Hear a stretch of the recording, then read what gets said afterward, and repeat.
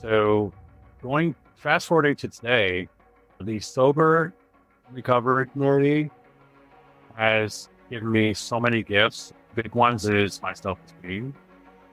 I'm able to look at myself in the mirror, be confident about what I see, be able to express that confidence in a non-cocky, but yet nonchalant way. Like, hey, this is who I am. I have no shame on it. I don't plan on changing it because it doesn't to the quote unquote status quo. This is who I am.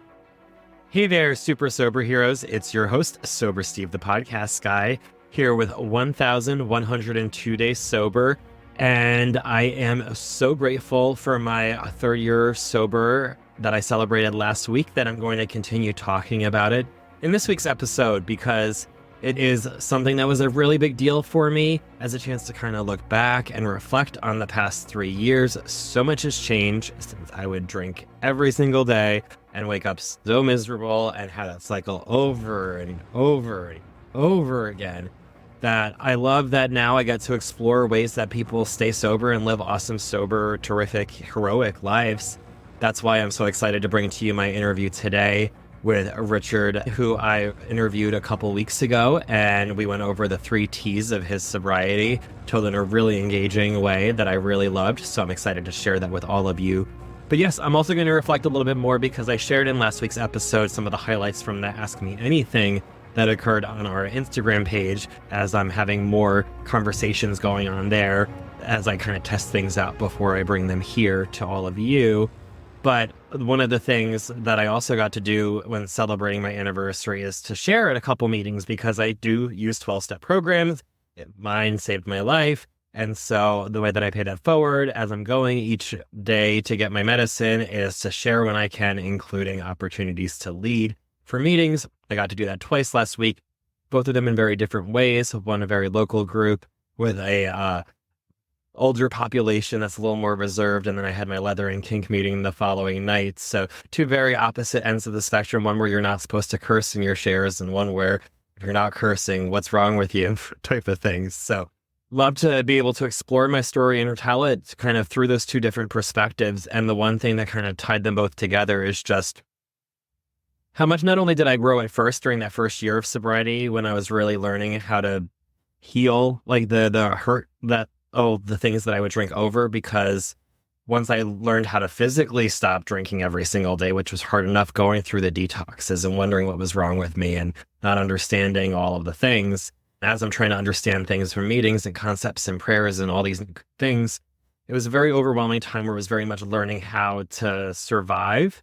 And after a year of learning how to survive, I learned it pretty well because I dedicated myself fully to it. I jumped in head first with the podcast, with my 12-step program, with everything I could to be as dedicated to my sobriety and recovery as possible. That in the first year, there was a lot of change because I all of a sudden could live in this world and function as a human being. And then something happened along the second year, going into my third year, even at the beginning, where I still was holding myself back a lot. I mentioned last week the limiting beliefs that I had.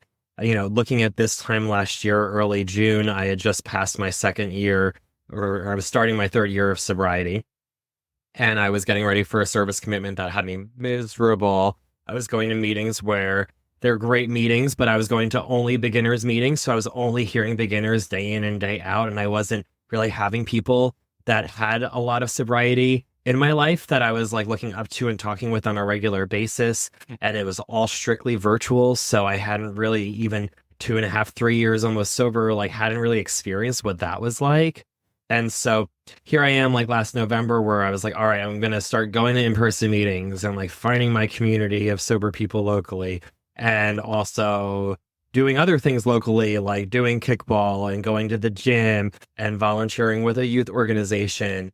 And all of a sudden, all these things happen one after another, mostly as a byproduct of me starting to work with a life coach and then becoming a life coach myself. But with all of these changes that happened, just since then, my growth has skyrocketed, where that first year was about learning how to function as a person. And this past 6 months has been learning how to thrive as a sober person and how to be released back out into the world and be able to be around other people that aren't in the program and still like function and not be like nervous or twitchy or itchy or desperate or triggered or having any of these things that I was so terrified of in my second year of recovery. I was like, well, I found what worked for me, and I'm afraid if I ever stray away from what I know works, that my sobriety might break and I might fail and I might relapse and it'd be like all my fault because I tried something new. And now I realize like how silly that is, because as long as I'm working such a strong program where I'm connected to other alcoholics, where I'm constantly texting people or calling people or going to meetings, as long as I'm doing this podcast and having these interviews, as long as I have this really strong routine of recovery where I'm putting my sobriety first, that means I'm supposed to have other things second and third and fourth and fifth. And I didn't really work on what came after that sobriety those first couple of years, but I've been doing that the past 6 months, and it's been really super awesome. So I am very happy to spend some time reflecting on that and just seeing that, this is what 3 years sober looks like. What does 5 years sober look like, or 10 years sober? But also this is what 6 months of working and living with and as a coach has done for me. What's that going to look like 1 year, 3 years, 5 years? Who knows? Things are changing really cool. I had this awesome public event last weekend where I was dancing up on stage in a little cute outfit with flowers and my shirt was open and like all this like self-confidence that I never really had before. And I was still a little afraid before I did it. But now like when I still had those fears, I'm doing them anyway. And it's really freeing. And it's a gift of sobriety that I've learned from working all the programs and connecting with everyone, no matter where I can find them and how I can, and meeting them where they are and not judging them about their recovery or not comparing my recovery to theirs. It's been an awesome experience, kind of peeling back the onion of what sobriety looks like in the third year. And I'm very excited to see what happens as I continue on this journey one day at a time. One day at a time brought me to my interview with Richard about a couple weeks ago. So I will pass you over to him because he did a great job of framing his recovery journey through the 3 T's. So enjoy. Hey there, super sober heroes. It's your host, Steve, here with Richard. Hey, Richard. Hello. This has been a long time. Yes, it certainly has. I've had the pleasure of knowing you for a while, and we've been coordinating this for a little minute now. But why don't you introduce yourself to my listeners who haven't had the pleasure yet of meeting you or knowing you? Sure. So my name is Richard. I wear plenty of hats and lights, but for the purpose of this episode, I am a person in long-term recovery. In recovery this round, March 15th of 2021. And I don't see that many accolades or to sashay down from runway or whatnot. I say this as evidence recovery is possible. And I also identify as a member of the LGBTQ community, person of size, and person of... Well, thank you very much for sharing all of that. Yes, I love the intersection of sobriety and how diverse and wonderful we all can be. What would you say is your favorite part of being a sober person today? The fact that I can wake up without shame, without craving anything except life. And with my line of work, being able to share my experience to help others. Again, I mentioned I wear many hats. Another hat of mine is being a lead peer support specialist for a comprehensive outpatient center. So pretty much what that means, I'm a therapist, and instead of going to university and getting my degree, I went to the University of Hard Knocks, and my experience comes from actually using and going through substance use addiction with a little bit of mental health barriers such as depression and anxiety and self-esteem. So I share my experiences with others to help them develop their own healthy. That is excellent. I definitely love the idea of recovering out loud, and you are definitely an inspiration to our community. Speaking of community as well, what would you say is your favorite part of being a member of the queer community today? Just one part? Geez, this is going to be tough. To break it down as best as possible, I would have to say being able to express one's truth for a long time, and still a process to this day. For a long time, I repressing myself, my true self. That way I can please family members, please society. But once I finally came out in June of 2000, I was able to express myself as I am, to express my true self. And 24 years later, I'm still evolving and I'm still discovering things about myself that I may not have discovered 5, 10, 15 years ago. So just a journey of self-discovery, self-expression, and being within a community that has so many different dimensions and so many different outlets, just coming together for the purpose of, hey, we're just being who we are. So Yeah, I definitely love that. And to add, you volunteered or you shared how with parts of your identity also embracing the fact that you're larger and also of color. Do you want to add in anything about what you're grateful for those today, or your favorite part? so being a person of color has always been within me. It's who I am. It's who I express. I mean, that's just who I am. The person of size has been a journey. I've always been a large size person ever since I was young. And when I was starting to journey into the LGBT community, I was faced with a lot of self-esteem issues.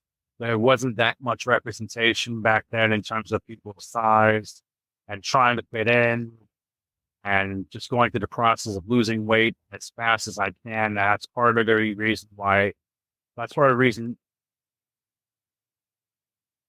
that's part of the reason of how my addiction story started was trying to change my image, trying to change my body in unhealthy manners. I didn't realize there was a time, of course, but I've now, fast forward to now, I've come to a point where is this who I am? The only reason why I'm going to change my body is for healthy reasons and not for getting attention. And the support system of my size comes down to a different category. People who will respect my journey of accepting my size and people who don't. And for people who don't accept my size and don't care to understand or respect my journey when it comes to me being a person with size, that's okay. I'm not put on this planet for everyone to love and respect and admire. That's okay. Because I do have those people who do support me on my journey of discovering what my true size is, rather. So, Yeah, I love that, and I can relate. My body has always been on its own journey of ups and downs, and I've like never been the same weight pretty consistently from year to year. It's always been I'm bigger or I'm smaller or it changes. But even like with sharing that, I just today I'm so grateful. I was reflecting with a friend earlier who complimented like that I met recently, and they said very like having met me very recently that it was just like my high vibrational energy is what drew them to me. And so whether you believe in that or not, but I love that like the way that she kind of saw me was like as someone who's like, if I see someone and like to match my energy, like I play with them. But if like someone's not matching my energy, I'm like, that's okay. I respect you, but I'm gonna go play with the people who do match my energy. And that's kind of what right. resonated for me is it's just like whether it's about my size or about my interests or about my sexuality or my passion. If you're matching with my energy, we can vibe and play all day. But if our energies aren't matching up, that's nothing about my energy or your energy that's wrong. It's just that they don't always match up perfectly, and that's okay too. I love how you put that. And for as long as I've known you, you've always had a positive energy. Oh, I've never Yes. said that to you before. Let me just Mhm. say it now. All the viewers and listeners, correct. Thank you. Yes. It's a little steadier now than it was maybe manic earlier in recovery, but I think early in recovery, we're all just trying to learn how to people in life. Which, Oh, speaking of, tell me what are some tricks or tips or things that in early recovery that helped you get sober that still help you stay sober today? well, that's a really good question. Been going through so many trials and tribulations, triumphs. That sounds familiar. Hmm. Jeez. What worked for me in early recovery, what stuck with me, because what may have worked for me previously didn't always work with me. But one of the things that worked with me and that stuck with me during my early recovery is remembering that I'm not alone and that there are people who have been through the trenches that are there to support me and guide me with their suggestions and their stories and their inspiration and their hope. And that's what I bring to the career that I'm in, whether I'm working with someone individually or in a group setting. I'm always telling them, start a support network, grow that support network, and remember that you are not alone. Everything that I've been through in a recovery, I can guarantee you someone else has either been through it, heard it, saw it on HBO Max, lived it, drank it, ate it, kissed it, sucked it, whatever. Yeah. Caveat, I'm from New York, and yeah, language of a sailor, but it doesn't reflect any organization I work. So Yeah.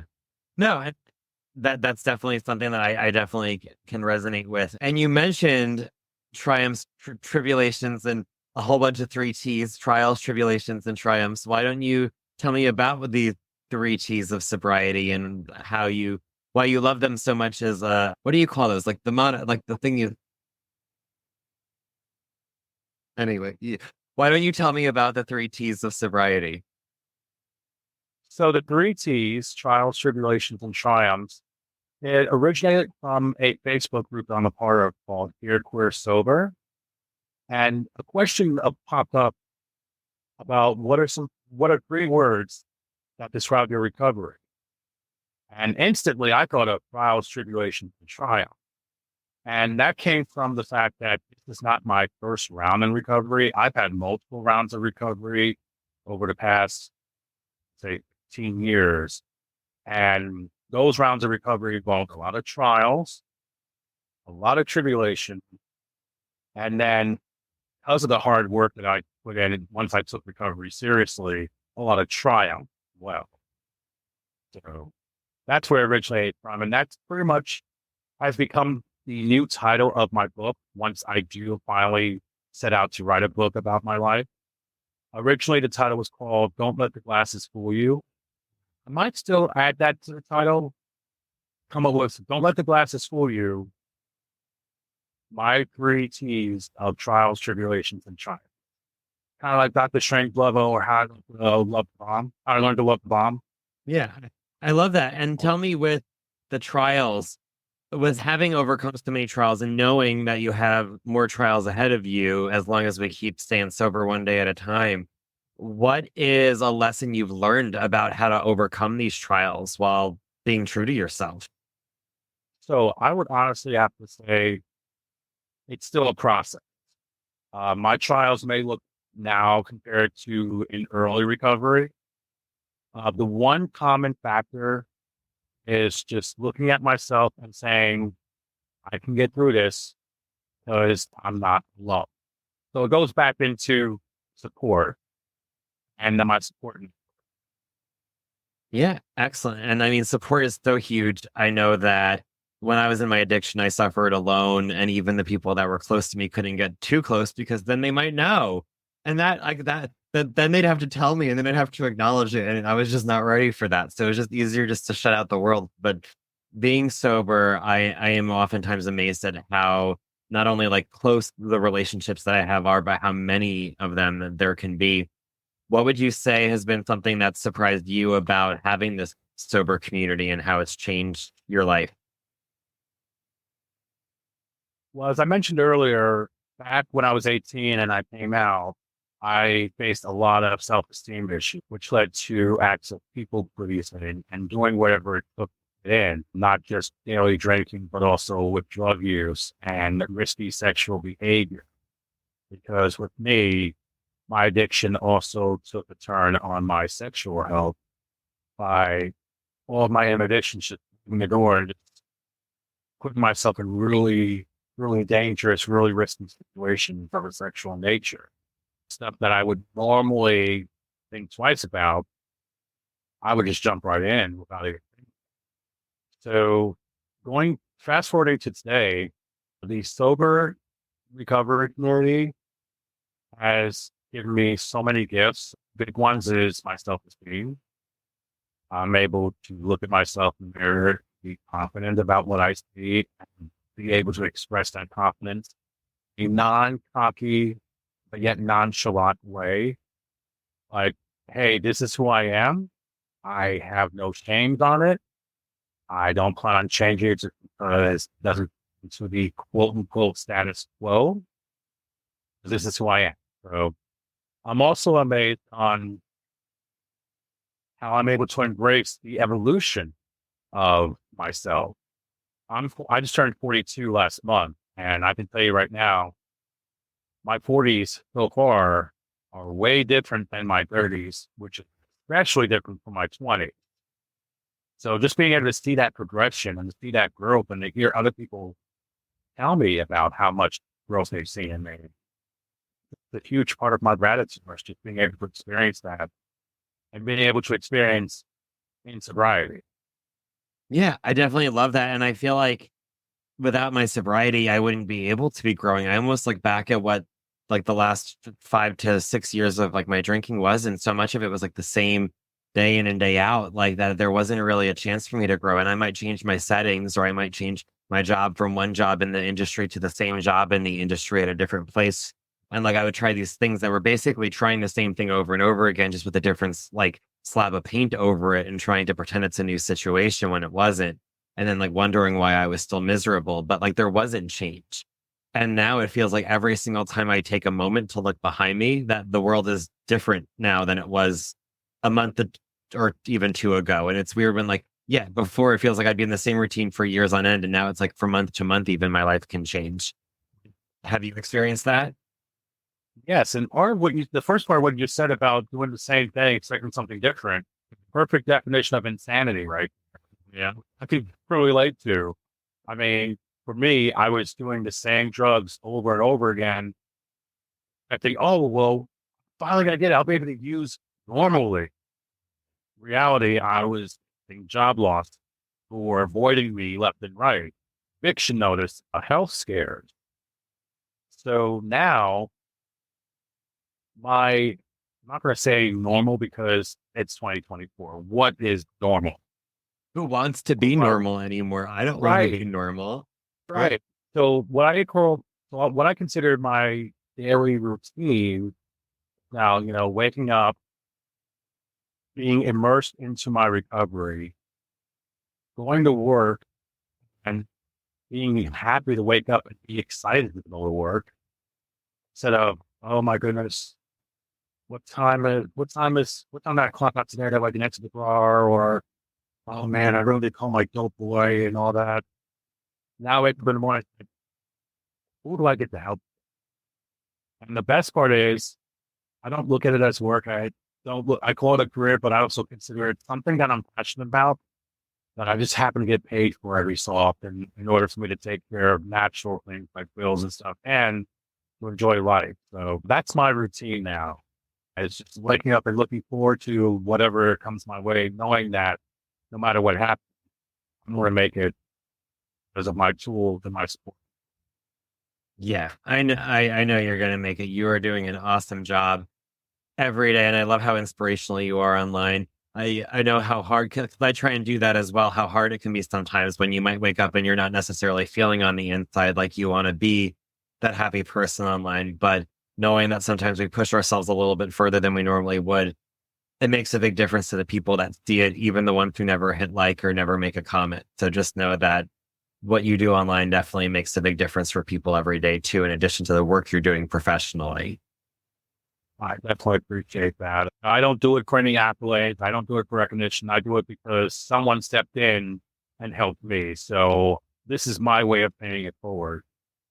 Yeah, and we talk so much about how things in our lives can change and grow and evolve in our recovery to places we couldn't even dream of before.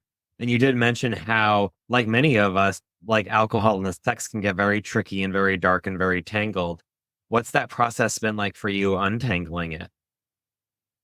Well, perfectly honest, I mentioned my drug use, I mentioned my alcohol use, but part of my addiction story was also of a sexual nature. Yeah. So healing that was probably one of the most challenging things. I think a question came up on your Facebook page about sober sex. And How long did you wait? And it was a mix of I not at all or years and years. Like it was right. yeah. And for me, I'm trying to remember what my answer was, but I can just go ahead and paraphrase it. I remember answering it in the way of saying, "Hey, I'm still trying to figure it out Yeah. because I'm a because of lack of opportunity. Some of that's on my part. Some of that is on the busy schedule that I have, and B, again, just because of my evolution, my tastes have changed. When I what attracts me, what I found attractive years ago is different than what I find attractive now. And my resilience to rejection has increased over years as well. Years ago, if I get a no off of a hookup app, I would just go on the Google, woe is me, my life is over, no one likes me, and all that. Now I get a rejection. I'm like, hey, cool. Because I recognize, again, I wasn't put on this earth for everyone to love and everyone to admire, for everyone to goggle over. So, and again, I'm still learning about vanilla sex. I'm still trying to experience it. And whereas in the past it was a struggle, I now embrace that journey because it allows me the opportunity to meet different people and to explore different things about myself that I never explored before. I think it's a fun ride, and I look forward to continuing to be on it as I discover what is me. Yeah, I definitely can relate. It's always evolving, and I've always been fascinated with sexuality, even before I got sober. So the fact that I get to talk about both of them today, a lot of the times, it's just a blast because I think that it's one of those things that a lot of times people don't talk about, but like whether we're having it or whether we're not having it, it's something we think about quite regularly, and it's a part of like who we are, and being able to learn how to do it again. It's a journey, and some of us it can be longer than others, just like sobriety. Some of us get sober right away, and some of us take a while, and some of us figure it out, get into a good groove, and then we might flip. And even people who have like healthy sex habits today might not run into problems or have to evaluate whether they might need a 12-step program for the way that they handle relationships later on. Who knows what the future may or may not hold for us, but I do love that in sobriety we get to experience and try new things. I recently, in the past 4 or 5 months, have been going to like a leather recovery group at night, like on a Zoom meeting, just to kind of spice things up for my normal routine. And it's just been fun again, just like getting to learn more and explore more in a safe place with other sober people, because they're sober everything if you look hard enough for it. Trust me, I'm learning. Yeah. And I love we had talked about that one-on-one. I just love the fact that there are more and more safe environments to explore nowadays compared to years ago, where it was like barely in existence. Um, I definitely love that, and still exploring it myself.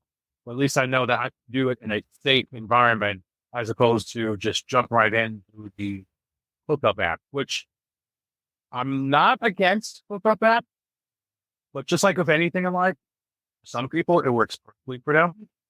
For me, it's more of a trigger because of the PNP lifestyle that I used to be in. And for those who don't know what PNP is, that is abbreviation party and play. This may have been brought up in previous episodes or not, but yeah, I tend to stay away from the hookup apps. And so now it's like, okay, well, now where do I explore in a safe environment? Yeah. And just the fact that there are options out there, and it's there, especially Zoom. Zoom is great to be able to experience it from the safety of your own home. I don't know whether I would have walked into an in-person leather recovery group and I wouldn't even know what to wear. I probably would have been so hung up on whether I go in normal people clothes to talk about leather or whether I go in leather. And the whole idea of what if I got the answer wrong and I was the other person, I probably wouldn't have gone. So like I loved that it was Zoom. I started with my camera off and it was, oh, these dudes are all dressed normal, and that they were also ladies. And that was also really cool. And that like, yeah, I've really enjoyed it. So again, it's just, that's something a year or two ago, even being sober, I would have been like, well, I won't do that. But I've learned never say never, because sobriety will open us up to some wild, awesome, amazing things. Absolutely. Never say never. Oh man. That is something that is a huge mantra with me in my recovery journey of over 3 years. 4 years ago, I would have never thought that I would be invited to join a national panel of my fellow peer support specialists, which this is panel of 9 for living experience and advocacy.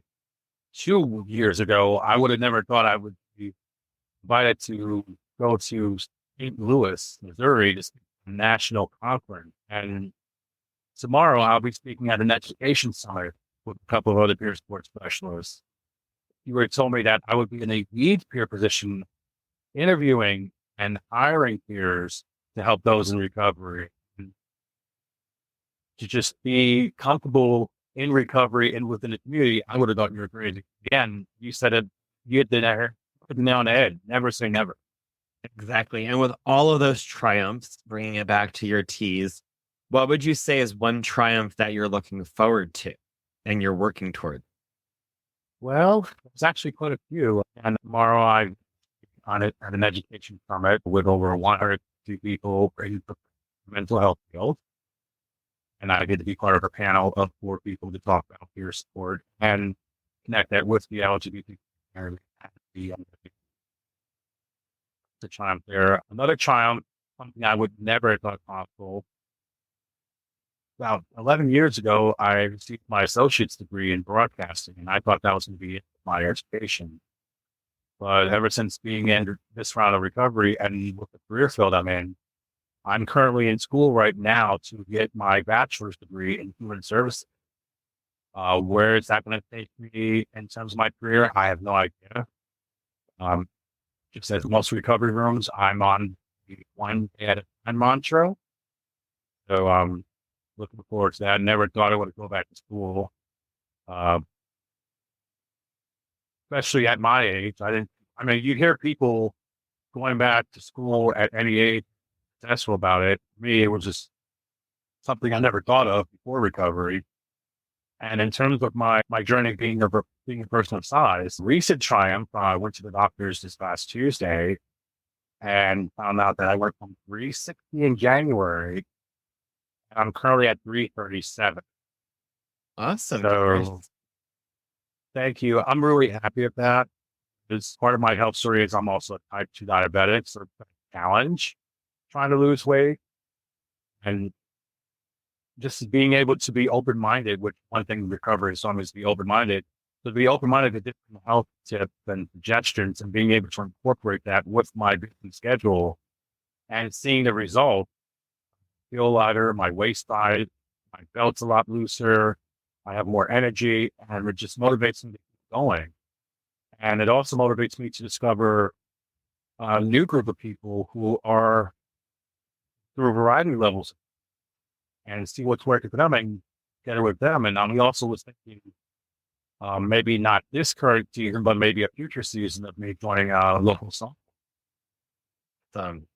Well, I can't wait to see what is next for you, Richard. It's been a pleasure getting to know you on a deeper level here, and I can't wait for this episode to come out so everyone can get to see how awesome you are.